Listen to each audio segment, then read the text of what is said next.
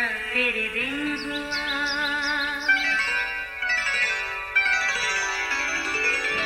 नया फिर दिन हुआ, पुरानी रात का करे सो शुक्र हम खुदा की जात का, खुदा की जात का नया फिर दिन हुआ।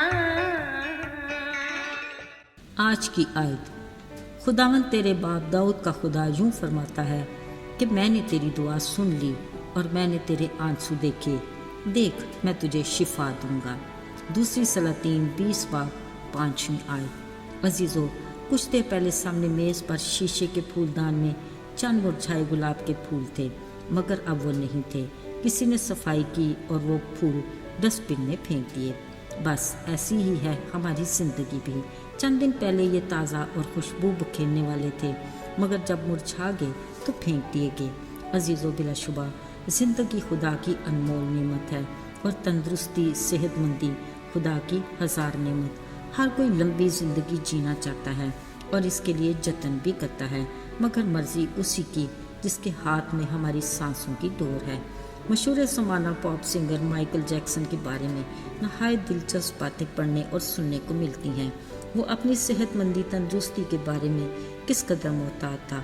खाने पीने में बेइंतहा एहतियात, सफाई सुथराई के लिए एक से एक बढ़कर जरासीम कुश अद्वियात का इस्तेमाल, हाथों में ग्लव्स, मुंह पर मास्क उसके लिबास के लाजमी जुज़्व थे। डॉक्टरों की टीम हर पल तैयार और जिस्म के किसी अज़ा की खराबी के लिए डोनर्स का बाकायदा इंतज़ाम और न जाने क्या क्या।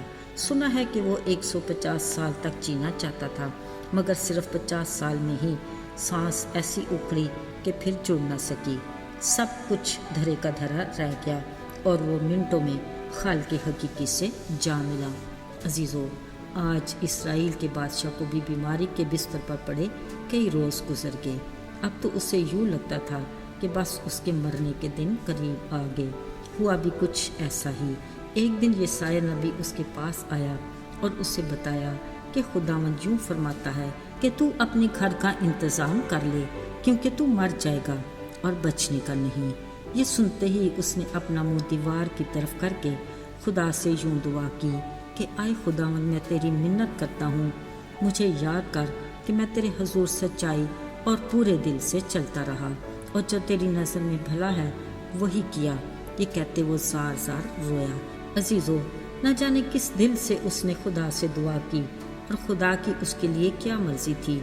अभी यसाया नबी रास्ते ही में था कि खुदा ने उससे कहा, वापस लौट जा और मेरी कौम के पेशवा हिजकिय्याह से ये कह कि मैंने तेरी दुआ सुनी और तेरे आंसू भी देखे, देख मैं तुझे शिफा दूंगा और तू तीसरे दिन खुदावंद के घर में जाएगा और मैंने 15 बरस तेरी उम्र बढ़ा दी है। उसी वक्त यसाया नबी ने खुदा की बात हिजकिय्याह बादशाह तक पहुंचाई। साथ मशवरा दिया कि अंजीरों की टिकिया अपने फोड़े पर बांध तो वो अच्छा हो जाएगा। सो ऐसा ही हुआ कि वो अच्छा हो गया, मगर शक की बदौलत उसने खुदा से निशान तलब किया और कहा, क्या वो मुकम्मल तौर पर इस काबिल होगा कि वो खुदावंद के घर में जा सके। यसाया नबी ने उसे यकीन दिलाया कि जो काम खुदावंद ने कहा है वो उसे करके रहेगा। अजीज़ों, हिजकिय्याह बादशाह के यकीन करने को क्या ये कम था कि ना सिर्फ वो तंदुरुस्त हुआ बल्कि खुदा की तरफ से 15 साल अज़ाफ़ी उम्र भी मिल गई। मगर खुदा अब के उसके शक को अपनी कुदरत के अजीब रूप को दिखाकर दूर करना चाहता था। यसाया नबी ने कहा, साए का 10 दर्जे आगे बढ़ जाना मामूली बात है, सो मैं तेरी खातिर साए को 10 दर्जे पीछे लौटा दूंगा। सो कलाम मुक़द्दस के मुताबिक यसाया नबी की दुआ से कायनात के खालिक और मालिक के हुक्म से यसाया आखिर की धूप घड़ी में 10 दर्जे यानी जितना वो ढल चुका था उतना ही पीछे लौटा दिया। अजीज़ों, खुदावंद कादिर मुतलक खुदा हर बशर का खुदा है। क्या कोई काम उसके लिए दुश्वार है? अजीज़ों, आइए ज़रा सोचते हैं, किसी दूसरे के लिए कोड़े खाना, कांटों का ताज पहनना, दूसरे की खातिर लान तान सहना, हाथ पाँव में कील का दर्द बर्दाश्त करना और लानती सलीबी मौत बर्दाश्त करना आसान है क्या? लेकिन ये सब कुछ उसने अपनी मोहब्बत में ہم گناہگار انسان کے لیے برداشت کیا تاکہ ہمیں گناہ کی غلامی سے آزاد کرائے اور ہلاکت سے بچا کر ہمیشہ کی زندگی کا وارث بنائے۔ اس نے تو یہ سب کچھ کیا، پر آج وہ ہم سے پوچھتا ہے کہ تم میرے لیے کیا کر رہے ہو۔ یاد رہے اس نے آسمان پر جاتے اپنے شاگردوں کو ایک ذمہ داری دی تھی کہ تمام دنیا میں جا کر انجیل کی خوشخبری کی منادی کرو اور انہیں باپ بیٹے روح القدس کے نام سے بپتسمہ دو اور انہیں میرے آئین اور احکام کی تعلیم دو۔ یہ ایک باپ کا اپنے فرزندوں کے لیے حکم ہے۔